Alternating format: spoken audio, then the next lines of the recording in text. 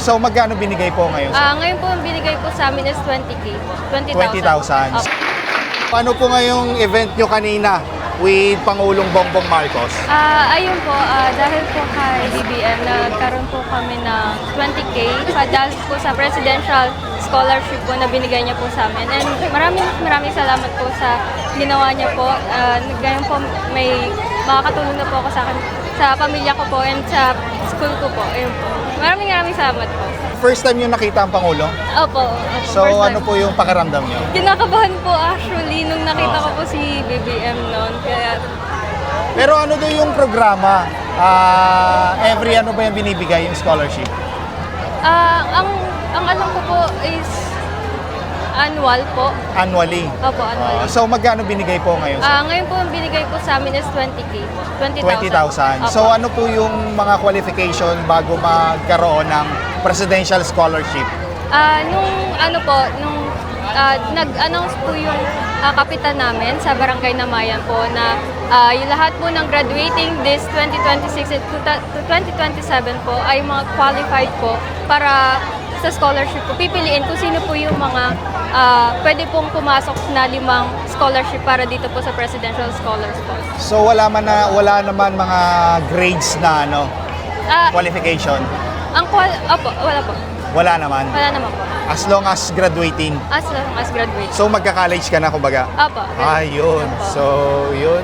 So, ulit, ano masasabi mo sa ating Pangulong Bongbong Marcos na may ganitong programa na nagulat kayo ngayon na may presidential scholarship? Ayun po, sobrang pasasalamat ko po dahil nga po sa scholarship na binigay niyo po para sa aming mga estudyante. As PUP po, kasama po nagaling sa pamilyang hindi po ganoon kaya sa pamumuhay ngayon po. Pasalamat po dahil ayun nga po, may matutulong na po ako para sa pamilya ko and sa pag-aaral ko po. Dahil HM po ko and HM? Opo, HM. So, kailangan po maraming maigasto sa mga school projects po, ganun po. So, by college, next year, magkakaroon ka ulit na ibibigay nila? Kasi annually. Opo. Ayun. So, thank you. Pangalan niyo po? Micaela Tinchay po. Micaela. Ayan. Thank you so much. Thank you. So, pero ito pala kay Pangulong Bongbong Marcos, kahit anong grades mo, walang Yes discrimination. Po. Wala po. Basta estudyante ka, no? Yes po, basta estudyante ka at nagsisikap kang mag-aral kahit napakahirap ng buhay. Ngayon, nandito ang ating Pangulong Bongbong Marcos para magbigay ng presidential scholarship. So, ano pakaramdam nyo nakita nyo Pangulo? So yun, napakasaya po na makita yung Pangulo dahil first time ko lang din po siyang nakita ngayon ng personal. So, yun po, nagpapasalamat po ako sa Pangulo at saka sa administration niya sa initiative po para sa scholarship na to dahil malaking bagay po ito para sa aming mga estudyante na malapit na magtapos. So, ano course nyo ngayon? Graduating ka na ba ng Incoming 4th year college po ako. And ang course ko po ay Bachelor of Secondary Education, major in Filipino. At nag-aaral po ako sa Rizal Technological University. So, lahat na nasa Mandaluyong dito nagkita-kita? Yes po. Graduating ka na. So, magbo-board exam ka na. Graduating po ako next school year. Next school year. So, Bali, makakatanggap ka pa ulit.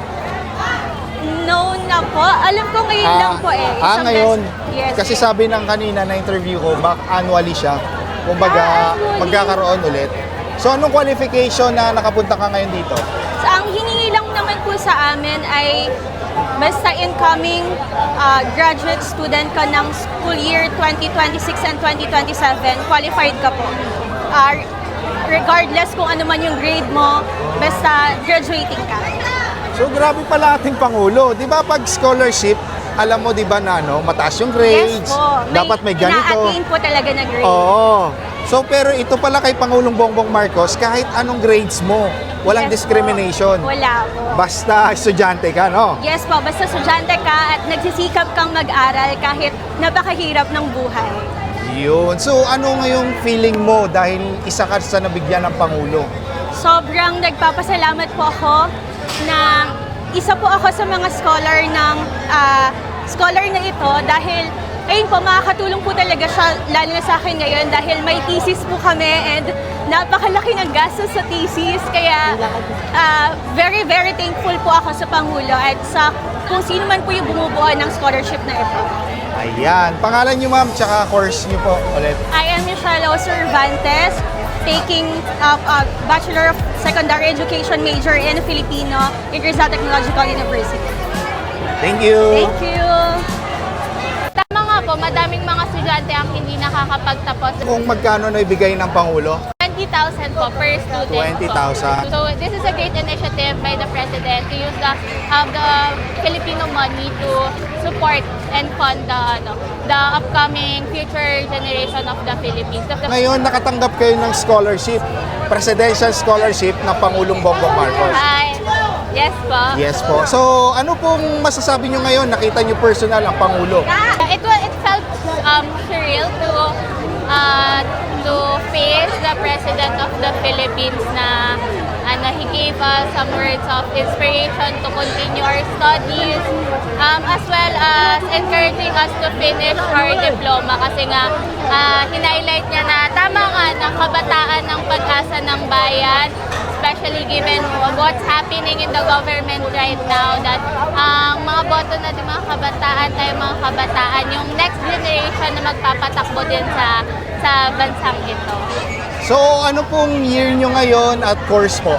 I'm a third year, incoming fourth year student from Centro Escolar University. I'm taking Bachelor of Science in Nursing. Anong masasabi nyo ngayon sa Pangulo na may initiative na ganito? Kasi alam ko wala siyang ni-require na grades eh. Yes. As part of the ang tanging nakita lang po namin dun sa post po ng barangay was just the certificate na enrolled po kami ngayon sa school, and then of course our school ID as well as proof na residente po kami ng barangay po, ng respective barangay namin. So this scholarship program was a great initiative to tama nga po, madaming mga estudyante ang hindi nakakapagtapos dahil nga sa kakulangan ng pondo po ng kanilang magulang.